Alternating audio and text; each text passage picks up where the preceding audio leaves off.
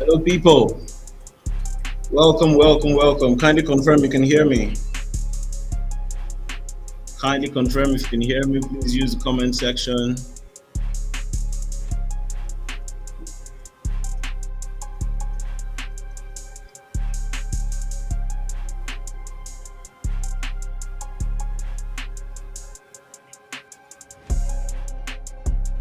People, welcome.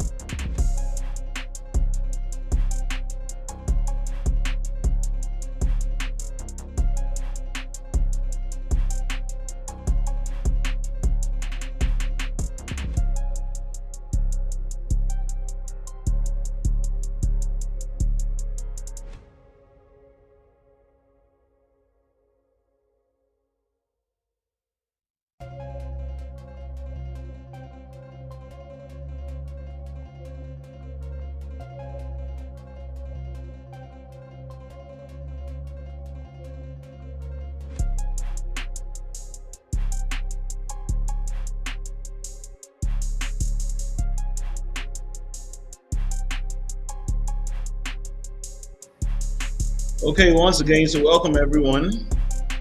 Um, we're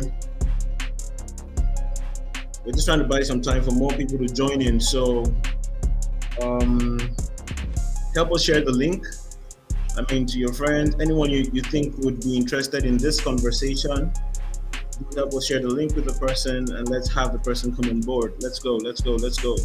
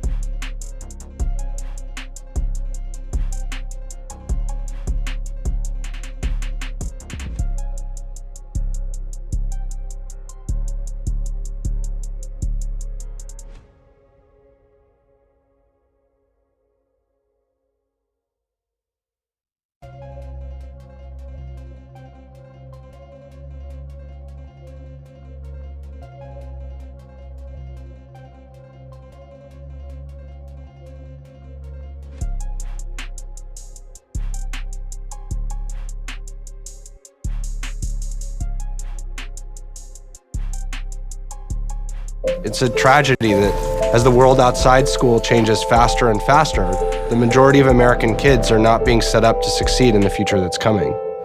We're entering a world where there's not a lot of value on just kind of sitting there and doing what you're told. Increasingly, a computer could do that kind of stuff. We are eventually going to create a new model of education suited to the 21st century instead of the last half of the 19th century. This is going to happen. We're just trying to make it happen sooner.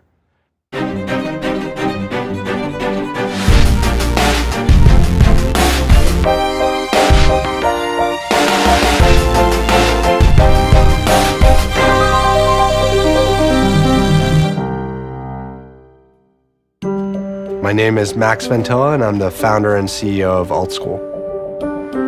Working in Silicon Valley and being at Google and, living here, it's kind of impossible not to have it shape your worldview and to believe that a mission-driven technology company can have an incredible impact beneficially on the world. And being a parent of young kids, there's really nothing I can think of that is more important than their education that I can be working on. As an entrepreneur, you have that startup bug. You need to work on something that catches you, and this was the thing that caught me. There's this problem, which is that the model that we have for educating kids, it is a mass production model. It's a factory model. It doesn't provide an individualized experience to kind of anybody. Every 45 minutes, kids switch to a different subject and they open a textbook and they read the next chapter, and at the end of the week, they take a quiz. That experience is teaching kids how to think like computers, and that's not going to be very valuable when these kids actually grow up to be adults.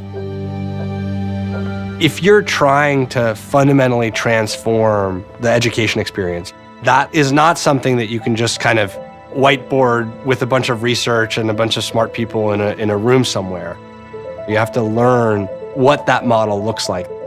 For us, that meant immediately, almost from starting the company, opening a school.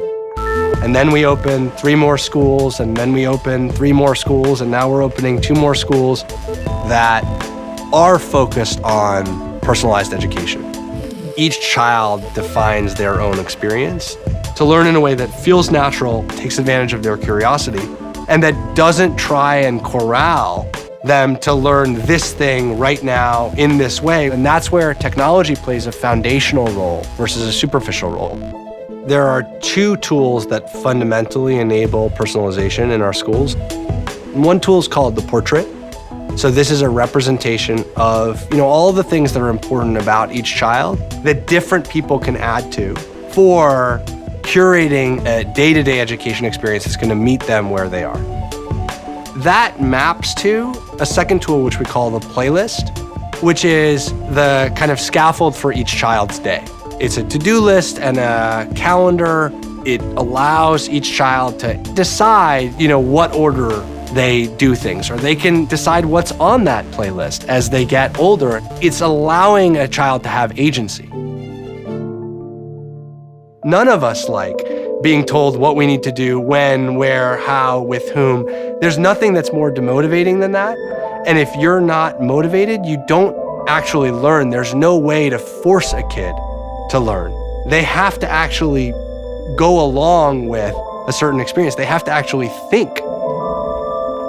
What we see is incredibly promising out of the gates in the first few years. We're seeing much more than a year's worth of progress on kind of nationally normed tests. But as importantly, they're making progress on the social emotional pillars, things like grit, ability to work with others, ability to manage your time, to set goals that are going to serve those kids critically when they enter a world that's going to demand those kind of characteristics from them. I mean, my daughter's going to have a different life because this is the kind of school that she went to. And I love this Bill Gates quote that humans tend to overestimate what we can accomplish in a year and underestimate what we can accomplish in 10. First year probably costs us $100,000 per student. The next year, it's like $60,000. The next year, it's like $35,000. This coming year, it's like $25,000. I think that when you get down to about $15,000 per student, Now you're in the realm of the kind of median experience in lots of parts of America. There are lots of public school districts that spend way more than that on average. We're starting to say, okay, how do we take the platform that we use to support our own schools, and how do we expand that platform with partners? We're just starting to work with the first set of partners who would open schools which aren't run by us. It's on that path that eventually you get to what you want. A new ecosystem where all schools, existing schools and new schools, are able to take advantage of a kind of new way to educate kids for the future. There's literally a technology company, behind their school working tirelessly. That's the kind of 10-year future that we believe is possible. In general, a startup is hard. In general, a startup takes a long time.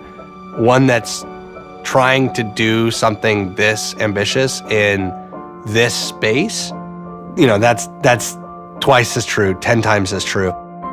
This is mile 3 of a marathon, and I feel good.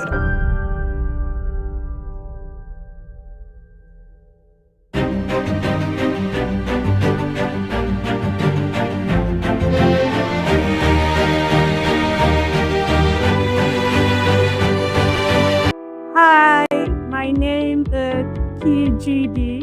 I'm Favorite Peter, and I am the co-founder of the Basket Foundation. We are committed to leveraging technology to bridge gaps in the educational, health, and entrepreneurial sectors of Nigeria and Africa. And we are very committed to Africans, especially African in Africa. And today we came here to do our first project of the year. And that is, we are offering 1 million naira scholarships to students in Christian high school here in Nigeria. And that's basically to bridge financial and developmental gaps in the educational sector. We are here to encourage young people, to remind them that schooling is still a big deal. Good afternoon, everyone. My name is Obidi-Essien. I'm a student of Christian high schools in Senior Secondary School 1. I want to thank God Almighty for making this day possible. I didn't want to as well want to extend my gratitude to Better African Foundation for making me opportunity to read this back. I'm very grateful to them. I as well thank my parents, my siblings, my school, Christian High School, the teachers, the non-teaching staff, and as well as the students of this school. I'm very much grateful for this day. Thank you. My name is Obidi-Essien. I am the vice principal of the school, and currently I'm acting for the principal. Sincerely, I am so delighted to have this laudable initiative brought to the school. I thank you for this initiative. The scholarship scheme is basically a privilege that deserving students would have. Partner with us, sponsor a child to children, somebody in primary school, someone in secondary school. Let's put some smile on the faces of the children. Thank you so much.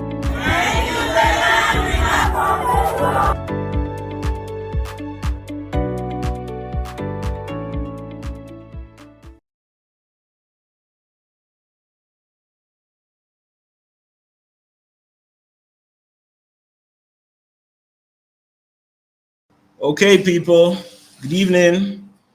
Once again, welcome. All right, I trust that we are still sharing the links. Everything is set on this end, and we are about to go live. Hello, Ify, good evening. Hello, good evening. How are you? I'm good. I'm so sorry you're having a one-way communication right now. Nigeria being Nigeria just happened to me this evening. Okay. Oh my. Can you hear me? Yes, Please loud and clear. me. Loud and clear. Okay, cool. So everything was working on my end. Are you having an echo there?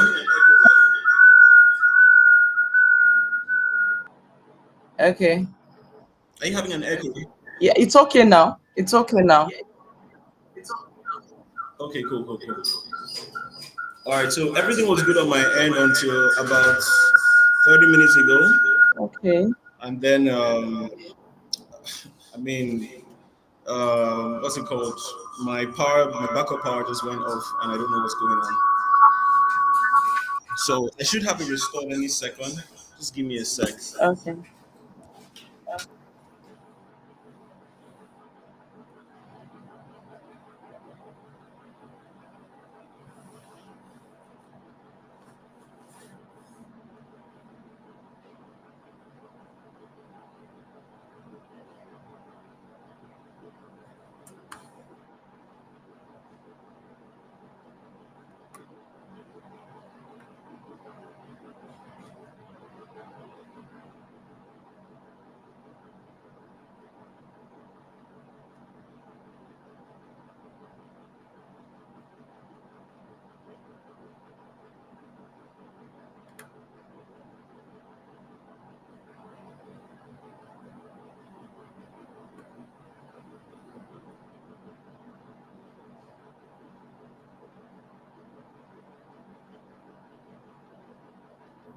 Okay, I'm trying to fix this echo.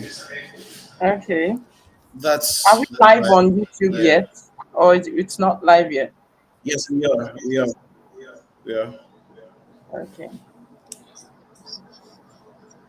Um, okay, let me just play a very short. Our guest is an EdTech consultant, Microsoft Global Training Partner, and CEO of Tech Savvy Teacher International, dedicated to transforming African education through technology and innovation.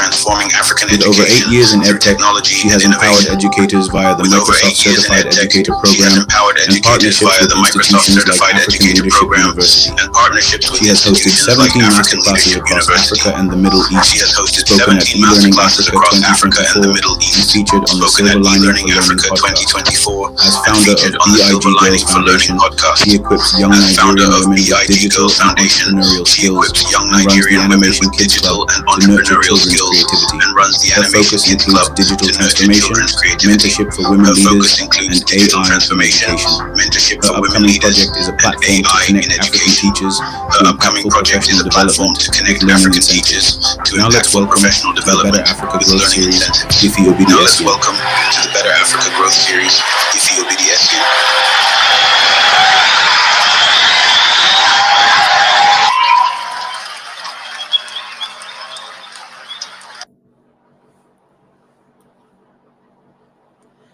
Okay. Okay, so I'm live, right? Good evening, everyone. Yep. You are.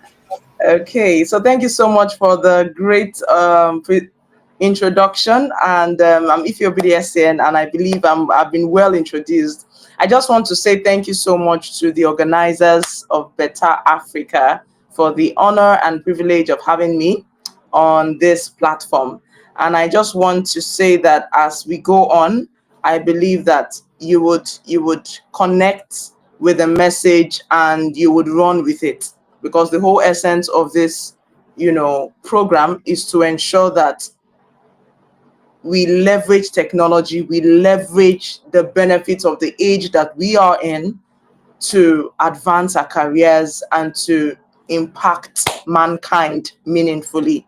Okay, so it all started as a young single lady, right, serving her country as a youth corps, and I was a great teacher at that time, and I just thought about creating, an instructional video with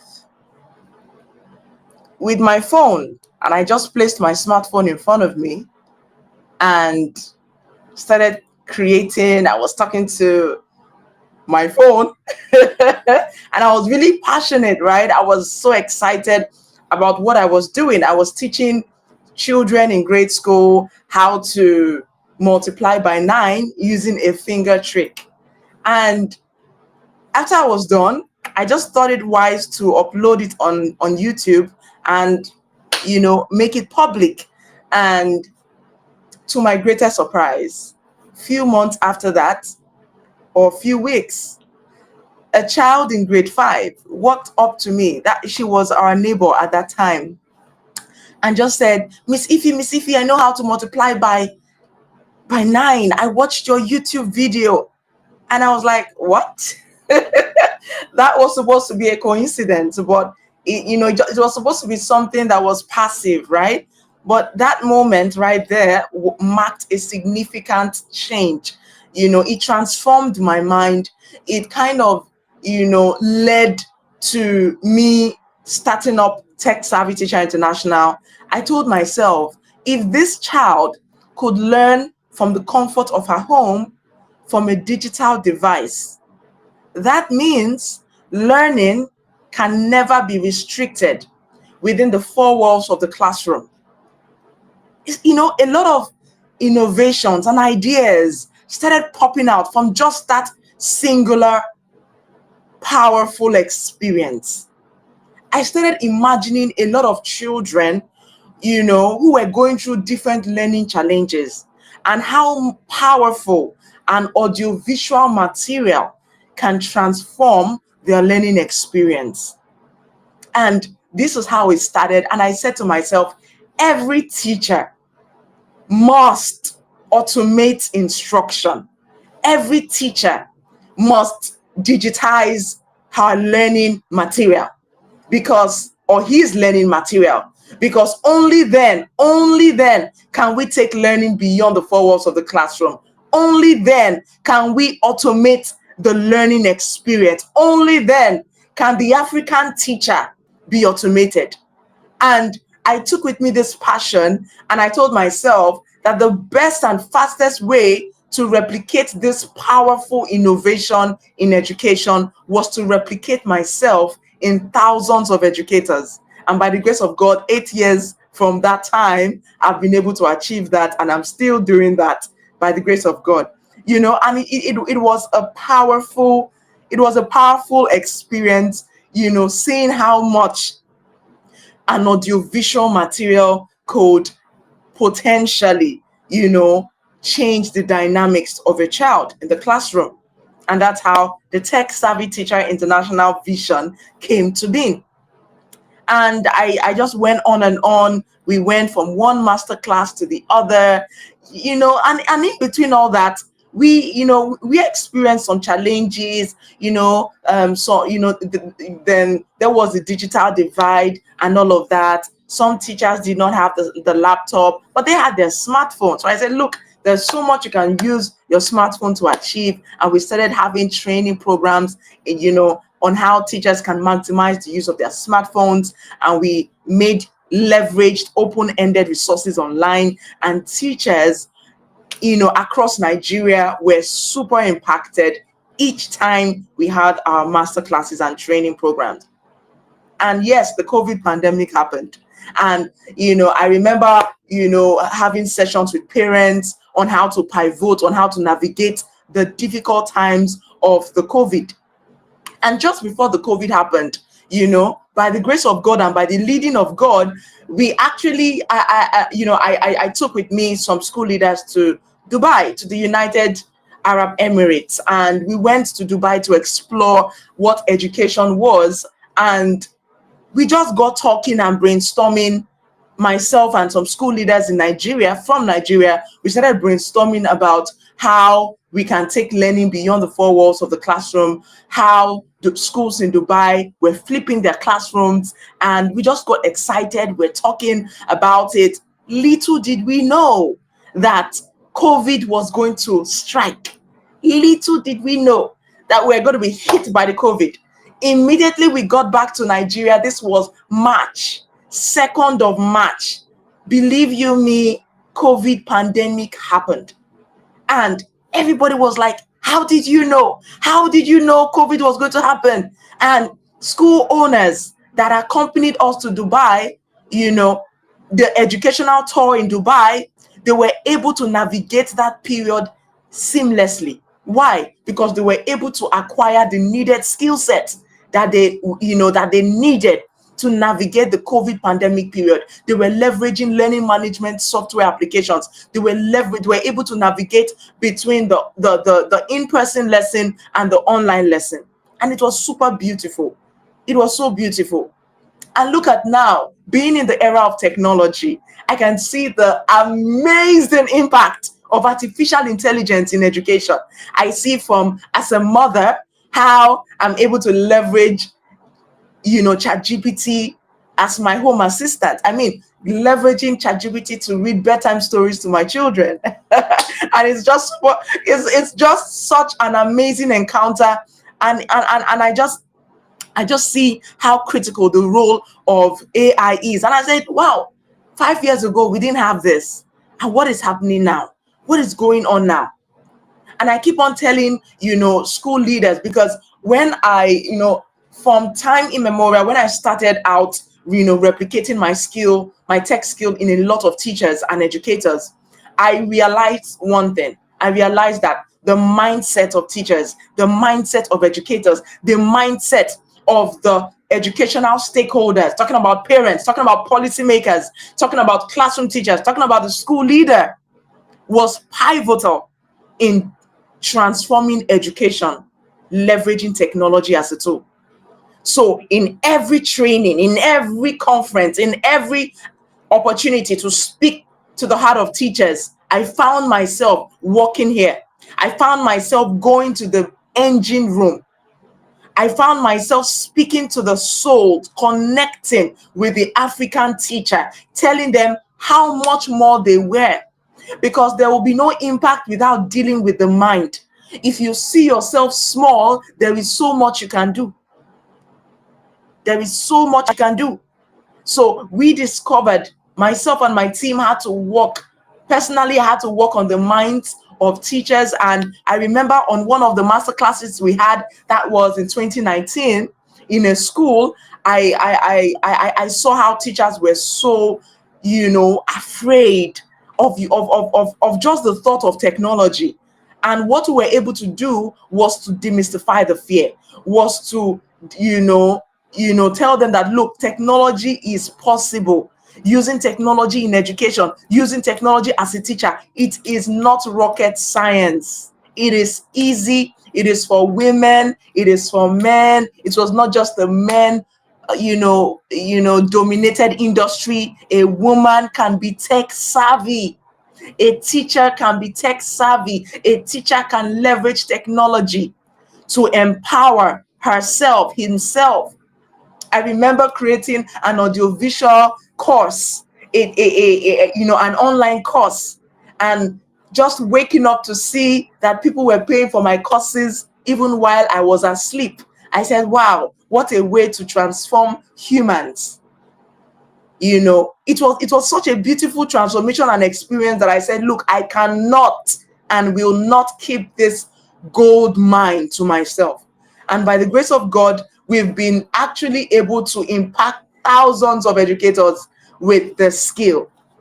We've gone to schools, we've gone to countries, teaching. I remember just in 2023, we went to Rwanda. We took school leaders with us to Rwanda, and we had the Tech Savvy Teacher Masterclass in Rwanda. And we saw how Africa's problem was so unique. It was so the same. It was one and the same. I went into Rwandan classrooms and I saw the similarity. It was just as if I was in the Nigerian setting. The school owners were complaining about the same thing. Oh, my teachers are not tech savvy. Oh, the digital natives in the classroom are more knowledgeable than the teachers.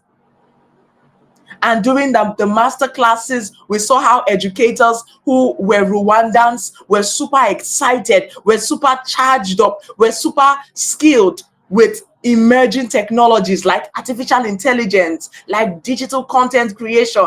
And it's super interesting. Coming back to digitizing content and instruction, we had a lot of, obstacles at the time before the advent of AI. We'll see a teacher complaining, it took me so long. It takes so long to digitize my content. Why do I need to create my own content when I have YouTube? And I told them, I kept hammering the need to create context-based instructional materials. Look, nobody can create a relatable teaching audiovisual material or teaching material that can relate with your students better than you, the teacher. In as much as there is an avalanche of instructional materials on YouTube, that's beautiful. But you as a teacher creating content for your learner is more result driven, is more instructional. So it's very important, it's crucial for the African teacher to digitize her content, to automate instruction. Look, the children born in this dispensation, in this generation, are not laid back when it comes to technology. Why? They were born into technology. They are called the digital natives. And as digital natives, they are, by default setting, they are so conversant and used to the technology terrain. I can see my 5-year-old. She takes my smart device and does wonders with it. And I'm asking, how did you learn how to do this? With little or no assistance, how? Generations are evolving. There are different generations, and we have to acknowledge the generations that are born between different years, because technology is evolving at a fast pace. Parents, teachers, school leaders, it is critical and crucial to upgrade your skill set. Yesterday's skill is no more relevant for today and tomorrow. You have to keep being the upgraded version of yourself on a daily. You have to keep innovating as a teacher. You have to keep learning. That is why as teachers, we are lifelong learners. The future of education is huge. AI is coming to, is disrupting the workplace. AI is disrupting the teaching profession. I just concluded a training, Google sponsored, of over 6,000 teachers, myself and a group of super trainers in Nigeria. We just finished teaching over 6,000 teachers across Nigeria. And it was so instrumental on how artificial intelligence was instructional to how efficient, how productive the African teacher is and will become. So I keep on saying that as a teacher living in an AI-driven age, teaching is no more drab, is no more time consuming, is no more that profession that nobody wants to go to. No, teaching has now become an innovative profession, and it's become a world-class profession. So the faster we rise up to the change, the better for us. The faster we embrace technology in education, the better for us. I remember I was just having a discussion with a school leader, an ICT teacher today, coincidentally, and he said, "Oh, Mrs. Essien, you actually taught myself and the teachers in my school how to use Canva, how to use Screencast-O-Matic." I'm like, what? This was far before 2020, before the COVID pandemic, and they said yes. And I remember schools that we taught many years back coming to tell us how informative till date these trainings have been. Technology technology is here, is now. So your mindset towards the use of technology has to be growth oriented. You have to be open-minded to change. You have to evolve with the time, evolve. And that's why our mantra at Tech Savvy Teacher International is be the upgraded version. You have to keep being the upgraded version of who you are. There's a startling statistics of over 3 million out of school students in Nigeria. Out of school. I'm not clear about the numbers, but the statistics is scary. There are thousands, millions of children that are out of school, and we are asking, how can we bridge the digital divide? But if those who have access to technology do not know how to leverage technology, how much more those who do not have access? So we have to start from those that have access, and now grow and evolve to those who do not have access for inclusivity. But we have to start from where we are. for those who have access to smartphones, for those who have access to technology in any form. You have to embrace it. You have to run with a mindset that is change, that is time bound. You are running with the fact that, look, there is no time. You have to run with the times. You have to evolve with the times. There is a popular saying I say every time I talk to educators. I say, technology would not replace the African teacher or the teacher in general. But the teachers who do not know how to use technology would be replaced by those who do. So where would you be? Would you be part? And by teachers, I'm talking to parents, because we are the first teachers our children would ever get. I know how. I have three toddlers, and I made sure that I homeschooled them before they got into the conventional school. So as a parent, you are a teacher. You are the first teacher your child would ever encounter. I remember how much impact my dad had in my life, because he was the best economics teacher I ever knew. The best economics teacher I ever knew. So as a parent, your role in your child's education is pivotal. I remember writing an article in Sun newspaper about the role of parents in the child's education. Very critical. So as a parent, do not leave the work for the teacher. No. You have the technologies. You have AI. You have different tools. You have Meta AI on WhatsApp. You have ChatGPT. You have, Gmind. You have a lot of AI. Just so much at your fingertips. So there is no excuse in this age and era. There is no excuse. As a parent, you have to be up and doing. As a classroom teacher, you better watch. You better take note, because if you do not grow, you would be irrelevant. If you do not grow in this AI-driven age, you would go extinct. You would not be relevant in the classroom anymore, because AI has evolved so much that it now teaches our children. But the role of the teacher in an AI-driven age has changed to that of a facilitator. So as a facilitator of knowledge in a knowledge economy, our role is pivotal. Our role is crucial. Our role is to guide our children aright, because there is just so much information flying out there. And if we do not play our role effectively, then our children will be misled to just any kind of information. So our role is critical. Technology cannot take that part. And that's why we need to rise up. Acquire the needed skill set now. Do not procrastinate. Acquire it now and take charge of that classroom. And when I'm talking about the classroom, I'm not talking about the four walls alone. I'm talking about the virtual learning environment. In fact, education has evolved so greatly that now online tutoring is now the order of the day. Hybrid learning is now the order of the day. I keep on telling school leaders, if it does not have to be another COVID pandemic that will take our children out of the classroom, it can just be something else. It can be a political unrest. It can be something.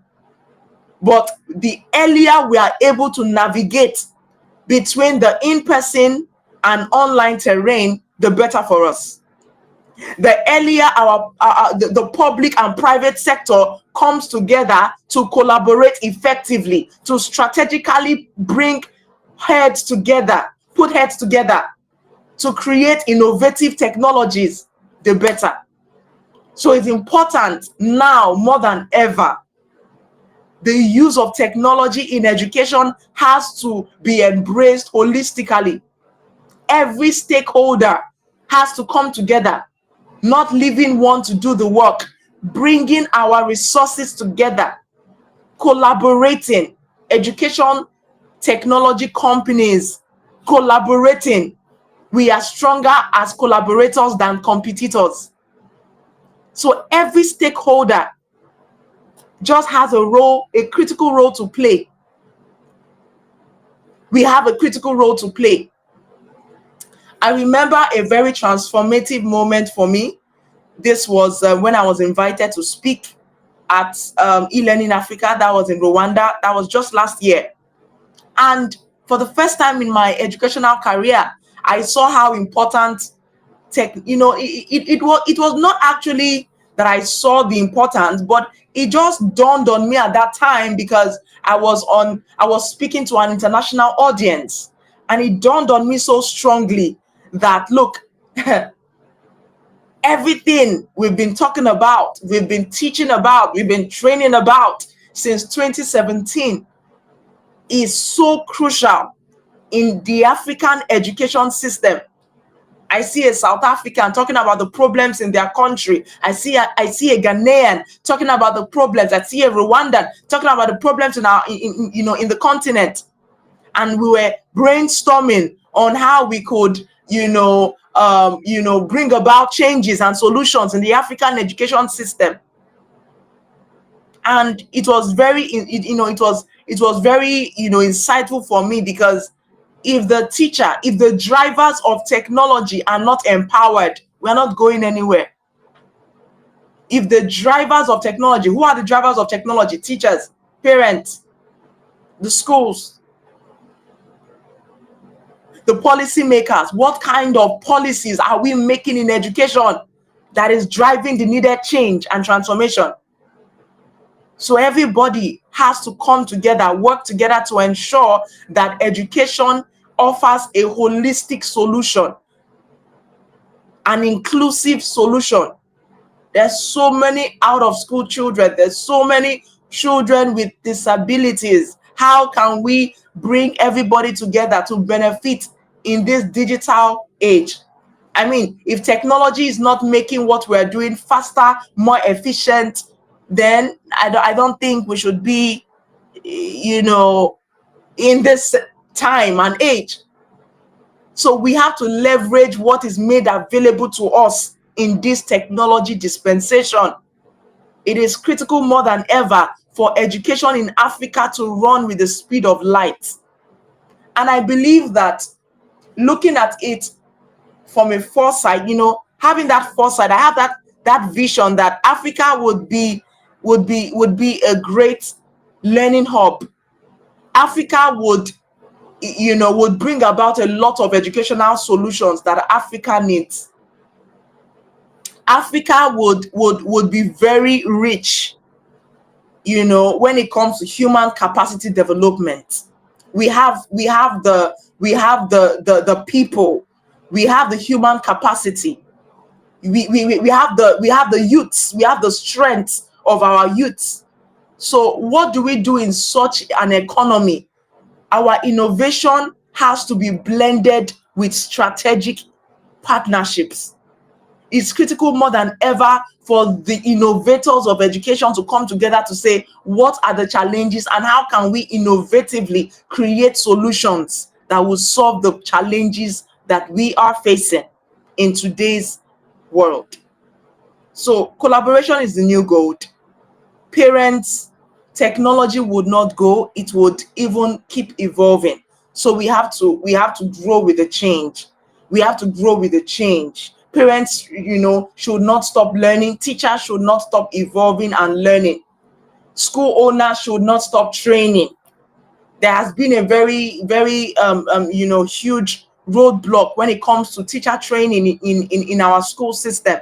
We have a lot of limitations, not even putting it so hard on our teachers. But I believe the private sector cannot survive on its own. The public sector and private sector has to come together. And that's one of the key factors, that we were able to address during the Tech Savvy Teacher Masterclass, the 17th edition, which held in November 2024 in Lagos, Nigeria. We were able to, bring public stakeholders and private stakeholders together to have meaningful interactions, knowledge exchange activities on how solutions can be preferred to the problems that we are encountering. It's only when we come together that the real transformation will take place.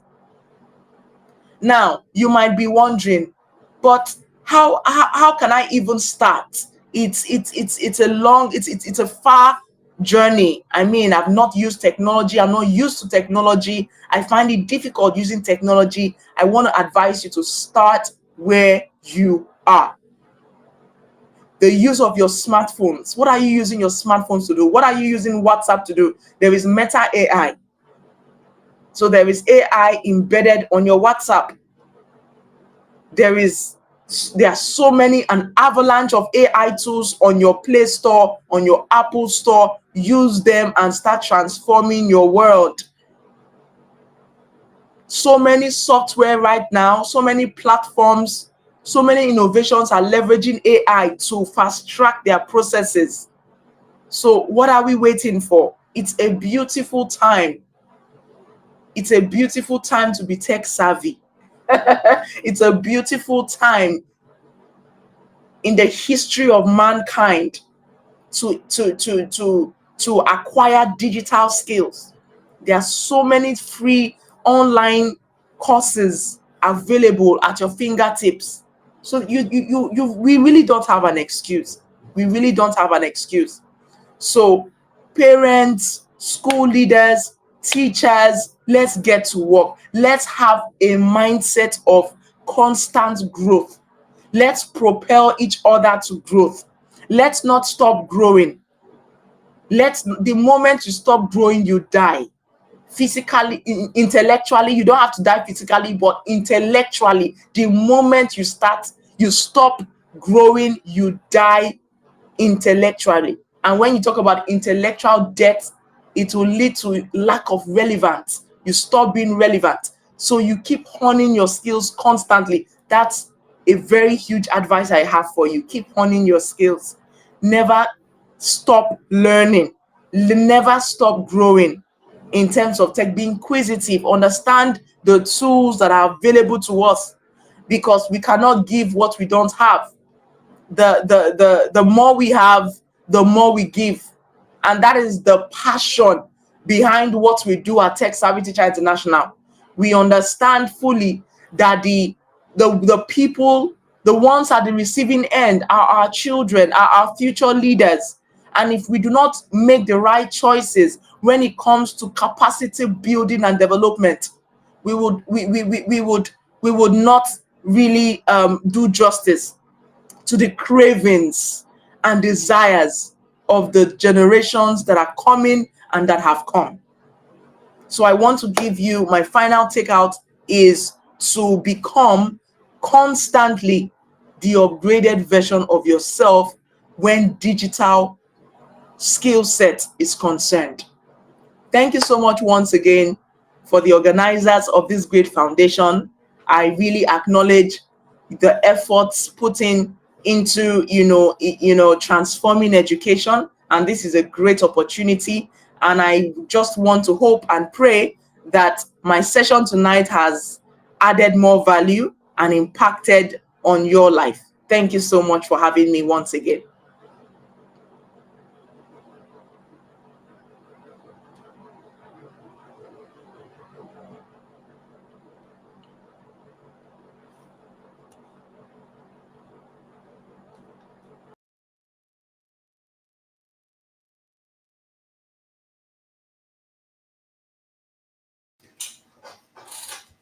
Oh my. I'm not sure what happened there, but this has been very short, very straight to the point, very strong. I mean, if we're in church, I'll call this a charge, a charge. But yeah, I did have some questions though, but I'm not sure what's happening. The network has been a bit messy this evening.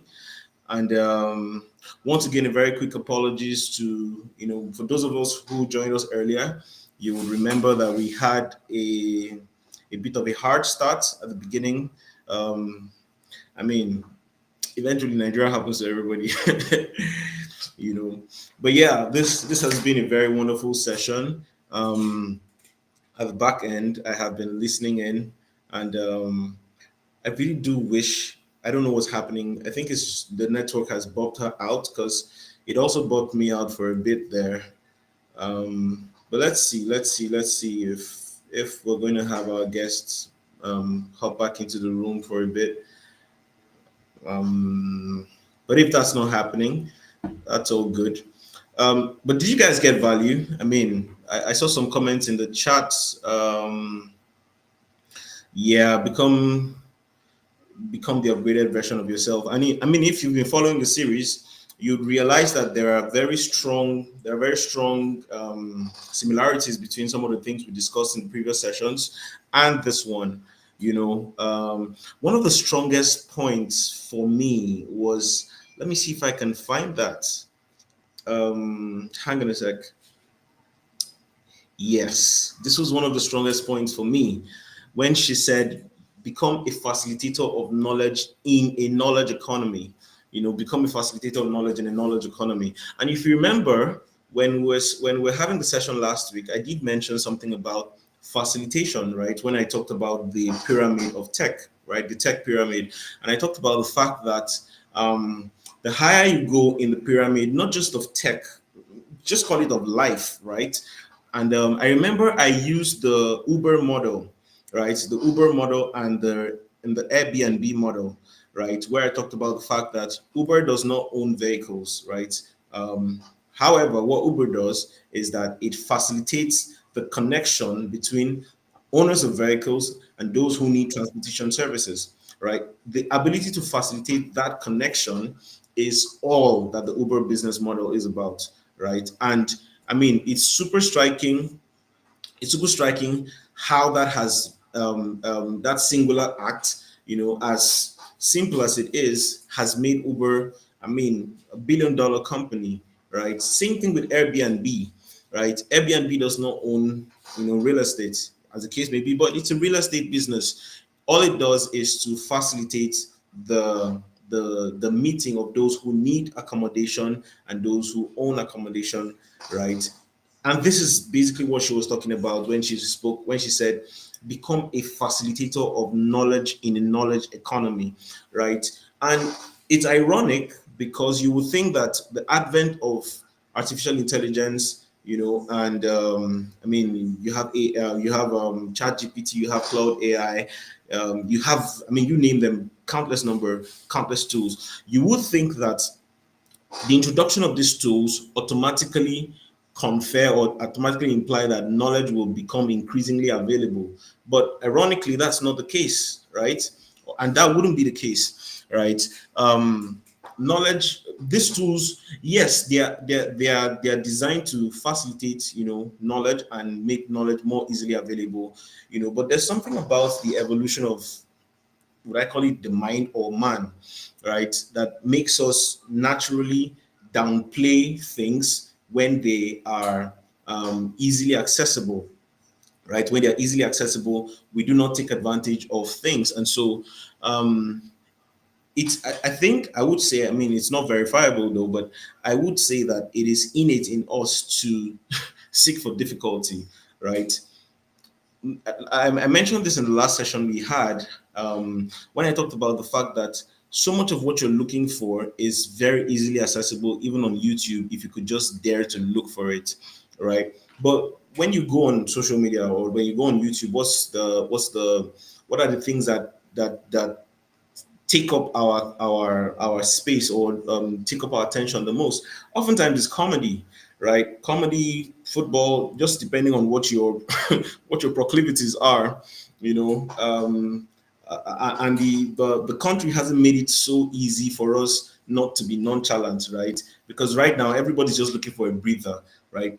People are not thinking about working harder anymore, right? Because I mean they have tried and it didn't seem to pay off, So but it's tricky, right? When you find out that pretty much everything you're looking for is accessible on the internet and it's available and it's for free, right? I know a couple of people, I mean, I wouldn't want to mention names though, but I know a couple of people who sell courses or who sell stuff that, I mean, they just got it off the internet. There wasn't nothing serious, no serious work was put into it, right? And the reason why they're able to sell you onto that like an opium is because you haven't done the due diligence of digging, of searching, right? And that's what really separates the entrepreneur from the consumer, right? And of course, if you follow the conversation from the beginning, pretty much what we're trying to do is to occasion the transition from consumers, right? Africans from being just mere consumers of technology, mere consumers of education, mere consumers of anything, right, into becoming producers of the very things that they need, right? And the very concept she spoke about when she spoke about being a facilitator of knowledge. I mean, I would like to think, if I was in the ed tech space, I would like to think first question to me would be, how do I become a facilitator of knowledge? First of all, what does it even mean to be a facilitator of knowledge? And how do I become a facilitator of knowledge, right? That's why, I mean, I don't know, the network has been really cranky today. This would have been a very wonderful opportunity to engage our guests, because I know that some of us, would have questions. So I guess pretty much what we will do, because like I said, we had a really hard start today, is um, maybe I don't know. Maybe we would have a rejoinder, right? Maybe we'd have a rejoinder, or would have another session that is specifically dedicated to the ed tech topic. I didn't even know so much about ed tech, to be honest. I mean, I've heard about it. I know a couple of people who do stuff in ed tech, right? And I know that companies like to fund projects in edtech, right? But I'm not in that space, to be honest. And so I really haven't, you know, put my nose to the grindstone, when it has to do with conversations about edtech, So I came with questions as well. So maybe what we're going to do is we'll probably have a rejoinder conversation under clement weather. Hopefully Nigeria will not happen to us again. Bible says affliction will not rise again the second time. Come on, feel like a preacher already. Yeah, but Nigeria will make you remember. Nigeria will make you remember some hidden skills that you didn't even know you had before. But anyways, so guys, do let me know in the comment section if you think having a rejoinder of this conversation would be a nice idea. Um, Probably something in the daytime or maybe some other time. But while we're still at it, we do have another session next week, Friday, um, still on EdTech, right? Still on EdTech. And one of the things we're going to be looking at strongly next week, Friday, is how to explore educational opportunities abroad, right? Our guest is uh, his portfolio is quite rich, but the little I know about him is that he helps people who are interested in gaining scholarships, right, abroad, right, whether it's Chevening, it's Commonwealth, it's Erasmus Mundus. I mean, I never really knew about these scholarships. Funny thing, because to be honest, my history in education is not a very nice one. Right? I was that kid who wouldn't go to classes. I just come do my tests, do my exams, because I never really believed that education should be about regurgitation of knowledge. Just read and repeat, right? Or read and report. I never really believed in the concept. So every time I went to class, I tried to understand everything I was hearing in my language, right? I tried to understand everything I was hearing in my language. Um, uh, just now, while I'm saying this, I just remembered one comedy. Recently, I saw it. I think it was by Mark Angel. I think it was by Mark Angel, where his lecturer, his lecturer, called him and was like, Mark, have you prepared for my exams? And he was like, yes, he's prepared for the month's exams. Or have you? Are you prepared for my questions? I'm going to give you hard questions in my exams. And he was like, oh yeah, I'm prepared for the questions. And then the lecturer was about to step away, and then he stopped the lecturer and was like, so are you prepared for my answers? And the lecturer was like, oh damn. It doesn't occur to us that maybe we too could give our lecturers really difficult answers. But I think I was that kid. I always had my own way of reporting my answers that wasn't conventional with what was taught. firstly, I wasn't even in the class, to be honest, but then again, I didn't, I tried to make sure that my assimilation of knowledge was in the way I would understand it. And I also reported what I understood in the way I understood it. So sometimes I would have, for especially for my really smart lecturers, I'd have them reach out to me and be like, okay, come, let's talk about your answers. And I would explain my answers, and they'll be like, okay, but that's not what I thought. And I'm like, yes, that's not what you thought, but that's what I understood. And I believe that the goal of education is understanding, not just regurgitation of knowledge. Um, and I never really paid attention to scholarships and yada yada. But yeah, our guest, the next guest coming, he's a pro in that. I mean, if you know how to write, he could help you fine tune what you do. And if you don't even know how to write, but I mean, you have a good grade or you have career prospects, or educational prospects outside of the shores of Nigeria, please, by all means, make sure that you don't miss our next session, which will be next week, Friday. Like we said, this is going to be 8 weeks of intense, conversations on tech. We did 2 weeks of tech, which ended last week. And then we're having 2 weeks of education this week and next week. And then afterwards, we'll have 2 weeks of health conversations, 2 weeks. And then last week, we're going to have 2 weeks of entrepreneurship conversations. So it's going to be packed. Believe me, guys, it's going to be packed. And so let's have you around, and let's have your friends around. Let's have your family around. It's going to be awesome. Okay, so just before we sign out for the day, I was hoping that we would be able to take some questions. But anyways, I didn't get feedback on whether the idea of a rejoinder would be a good one. But just checking the room to see what people are saying in the comments. Okay, I see David says, yes, that will be helpful and insightful.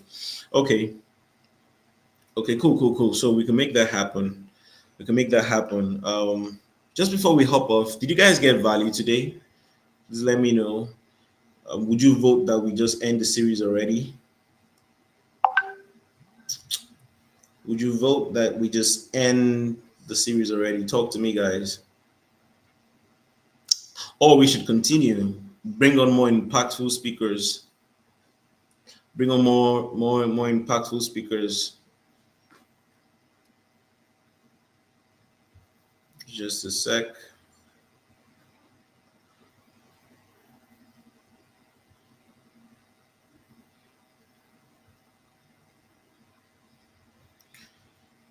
Okay, I don't see any comments in the chats. I figure maybe it's network lag again. But I believe that probably it's a good place to call it a wrap. Following our decision to have a rejoinder, I would definitely reach out to the guest again, and we'll whip up something really, really, really special for those of us who are in the education space, right? As always, remember, education is really not about knowledge consumption. As a matter of fact, there's a very beautiful definition of education that I love, right? Just give me a sec. Let me pull it up. It's really beautiful definition of education that I love. It has a broad. It's just 1 second. I'm almost there. Oh yeah, and it's by PK Olakule Shoyo, and he says that education is the ability of the human spirit to experience its environment, to question it deep enough to find the options that exist in it, to know the ones to embrace as a matter of supreme importance and urgency. Right? That may sound loaded and difficult to unpack. So let me just read it again, and this time more slowly. Right? Education is the ability of the human spirit to experience its environment, to question it deep enough to find the options that exist in it, and to know the ones to embrace as a matter of supreme importance and urgency, right? Um, this definition resonates with me a lot, right? And I think I saw this definition for the first time in the year maybe 2018 or 2019. And being the knucklehead that I am, sorry, I like to define myself as that, anyways. Not to say that I am not smart, but I just like to describe myself as one. So, yeah, being the kind of person I was, this definition sat well with me because, like I said, I didn't buy into the conventional system where I just needed to go to school, learn something, and then, just report what I just crammed. Let's just even call it cram, not learning, just so I can have an A or have a B. So I never really like fancied, A's. And then if you bullied me too much, I'll just have an H just to show you that I could, you know. If you bullied me, like, I remember one time my mom dared me, and would I call it dare? But she just put a carrot in front of me, and she was like, "Oh, if you came up with a good grade, I would I would buy you something." Can't remember what she said she was going to buy for me, but you know, that term I was so determined, and so I came second in class, and this is me who used to just. I didn't even care. I didn't mind eighth, tenth, whatever number is was fine as long as I had time to play, and, and that's all that mattered. But then I just moved all the way to second, and that was even why we offered the scholarship currently for the most improved student. In a school, Christian High School in Calabar, right? The scholarship is not for the best students, it's for the most improved student, right? Because we're trying to support progress, right? We're trying to support.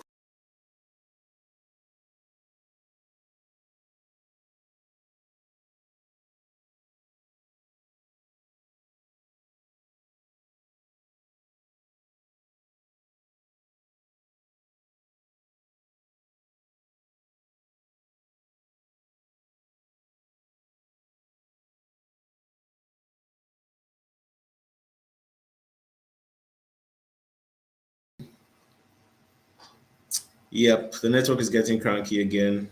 I'm not sure what we'll do to escape this. Um, what we'll do to escape this predicament in this jungle, but yeah, we'll be fine. So whip something up. Thank you so much, guys. I see some of you are still online with me. So thank you for staying and for living through this hell with us today. I promise we've had better days. We've had better days, but today is just one of those days. So whip up something else soon, and then we would reach out to you guys via your emails. Right. In the meantime, please don't fail to follow our YouTube. Subscribe to our YouTube channel, and stay close to us because we want to be close to you. Right. Till we see again. This is me saying bye bye.